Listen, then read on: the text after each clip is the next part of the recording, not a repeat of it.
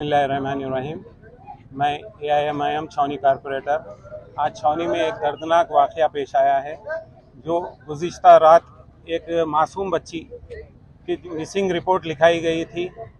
जैसा ही MLA साहब को, अहमद बलाला साहब, ऑनरेबल MLA को जैसा ही इत्तला मिली, मुकामी लोग परेशान होकर साहब को फ़ोन करे तो MLA साहब ने मुझको भी फ़ोन किया और कंसर्न डिपार्टमेंट्स को भी फ़ोन किया।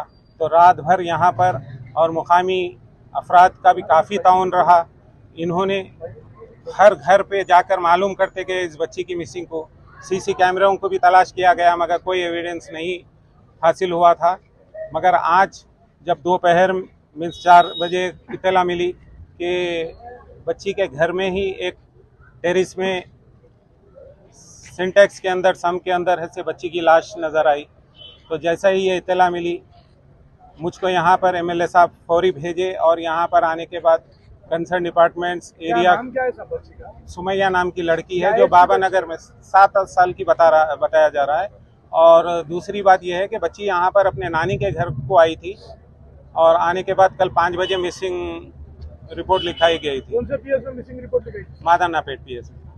तो आज यहाँ पर ACP एरिया ACP भी रहे और सर्कल साहब भी थे और दूसरा क्लोज टीम भी आई, डॉग स्क्वाड भी आया, पूरा पंचनामा हुआ है।